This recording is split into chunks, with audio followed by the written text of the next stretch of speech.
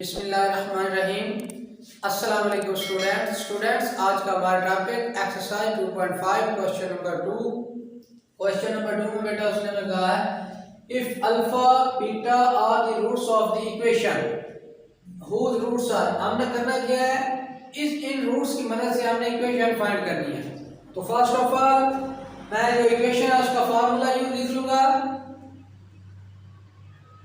X square minus S X plus P is equal to 0।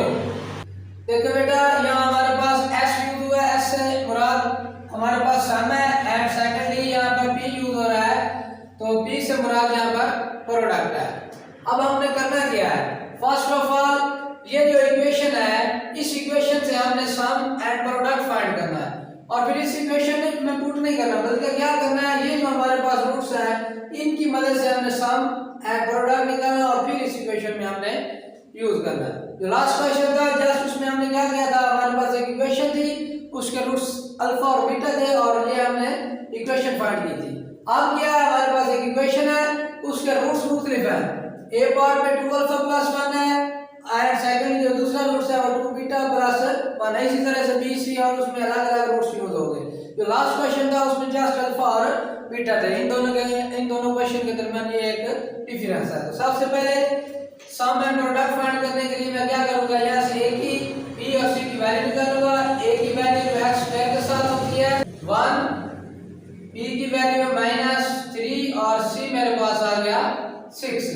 अब हमने करना क्या है, इन रूट्स की मदद से अल्फा एंड बीटा की मदद से इन दोनों की मदद से हमने क्या करना है, सम निकालना। अल्फा एंड बीटा ये मेरे पास इसका फार्मूला होता है -b और अल्फा प्लस बीटा माइनस फार्मूले का b की वैल्यू देखें -3 है और a की value 1। Alpha plus beta minus plus 3 बटे में 1 आपको ना भी लिखे तभी ये क्वेश्चन ठीक होता है। ये हमारे पास सम आ गया यानी अल्फा प्लस बीटा आ गया। अब सेकंड हमने निकाला इसका प्रोडक्ट से मुराद यानी अल्फा बीटा, ये मेरे पास इसका फार्मूला होता है सी और ए। अल्फा बीटा सी और ए से मुराद सी की वैल्यू यहाँ से देखें 6 है और ए की वैल्यू 1 है, 1 नाम भी लिखते काफी ठीक है। यानी हमने क्या किया, अल्फा प्लस बीटा की वैल्यू निकाली जो हमारे पास 3 आई है और अल्फा बीटा की वैल्यू क्या आई है 6।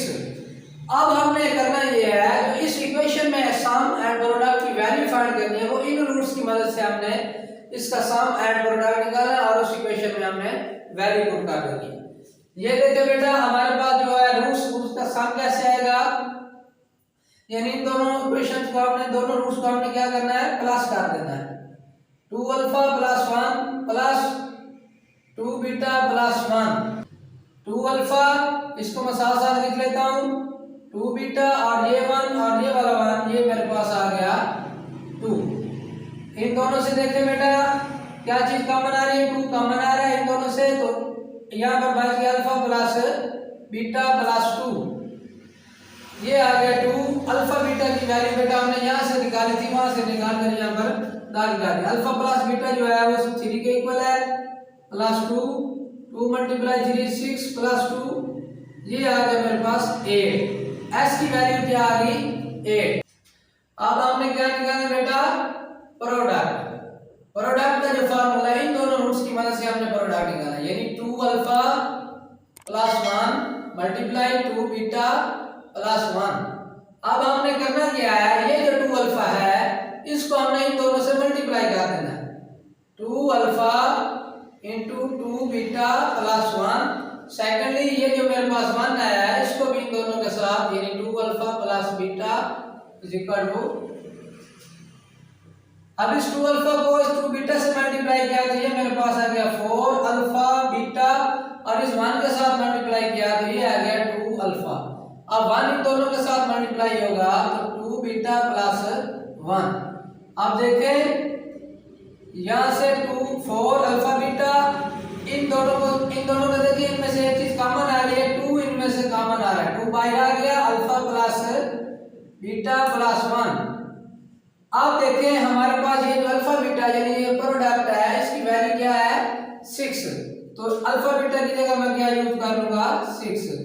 सेकेंडली 2 और अल्फा बीटा की वैल्यू देखें तो मेरे पास है 3 और ये साथ लास्ट वाला 1, इसको मल्टीप्लाई किया तो ये 24, ये 6 और ये लास्ट वन 1, ये बेटा मेरे पास आ गया, इनको ऐड करने से 31 आ गया।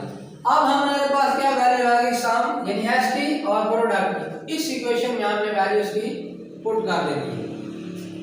इक्वेशन में एक मिनट में लिख लेता हूं, X square minus S X plus P is equal to 0। X square minus S की वैल्यू क्या है 8 और पी की वैल्यू 31 इज इक्वल टू 0। ये हमारे पास जो गिवन रिक्वायर्ड इक्वेशन थी वो हमारे पास आंसर आ गया।